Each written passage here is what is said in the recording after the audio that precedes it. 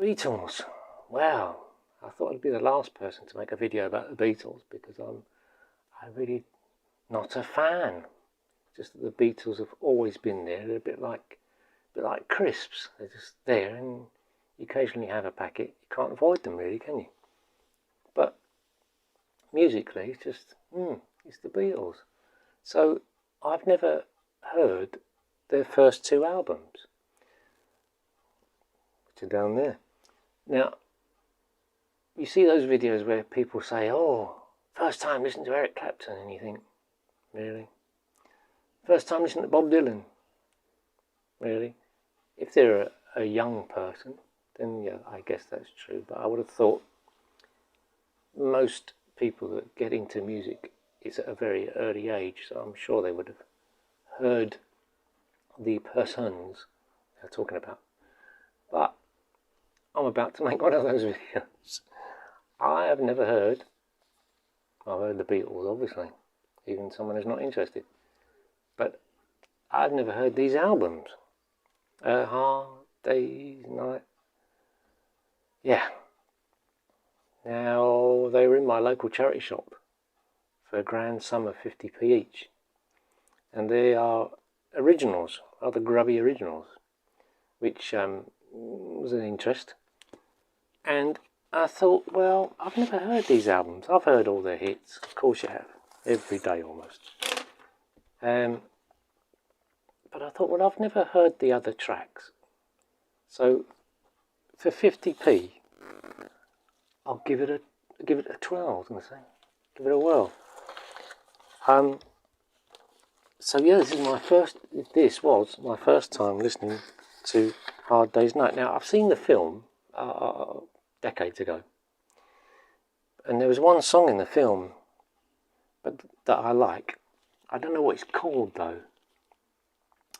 They're sitting in a flat and they're sitting in some settees and they're all playing acoustic guitars. I don't think there's any drumming on it. And I can't even remember the lyrics now. And I thought, well, if that's on there, that'll be fun to listen to. But that song's not on here. So it might be in a different Beatles film. I don't know. Not being a fan, I really don't know. I mean, I've heard it Hard Day's Like. Hard Day's Like. Hold on. Hard Day's Night.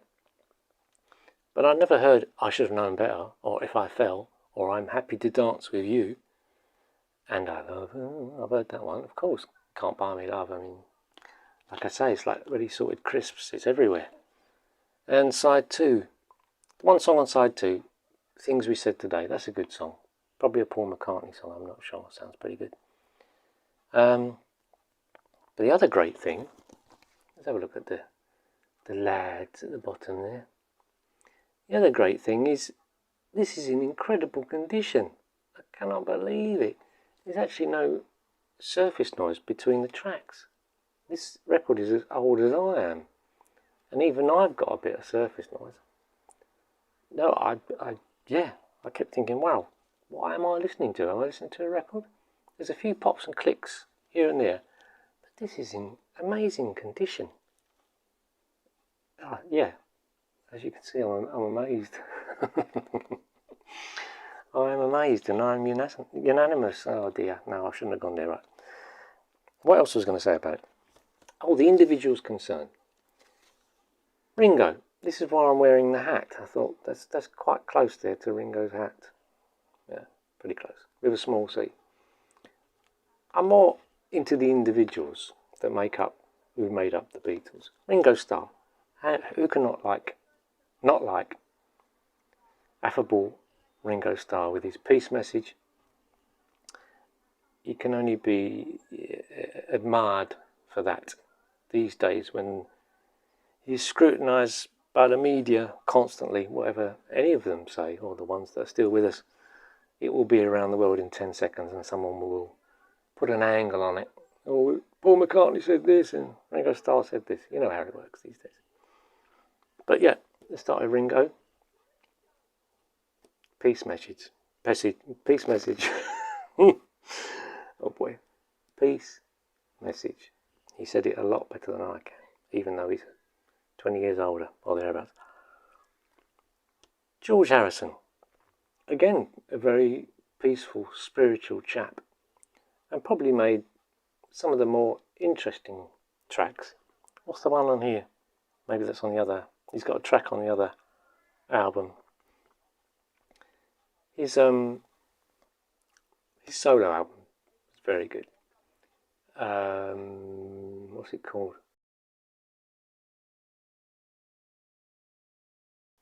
All Things Must Pass. Like my memory.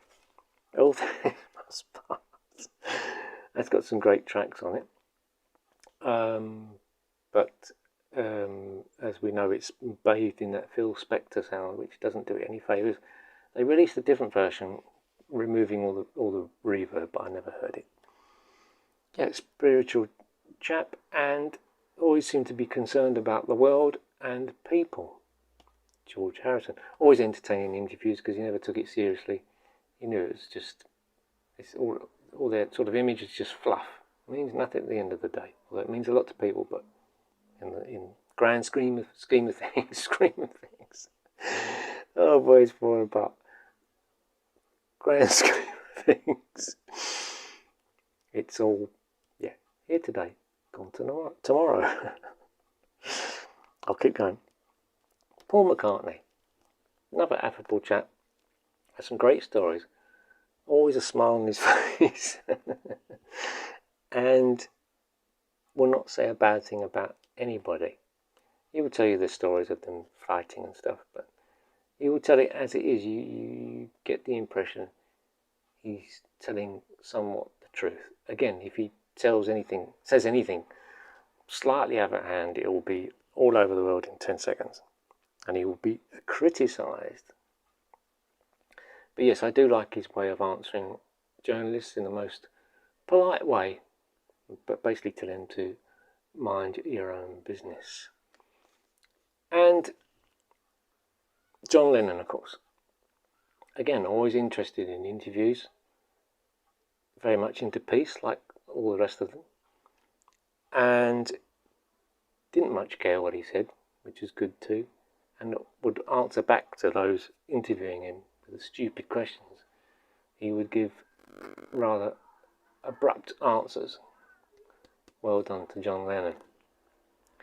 And most of the interviews, he would always have Yoko with him, which full marks for him to doing that as well. Because as we know, Yoko was the Meghan Markle of her day. If there's anything happened, if it rained for 2 weeks constantly, it was Yoko Ono's fault. But anyway, we won't go there.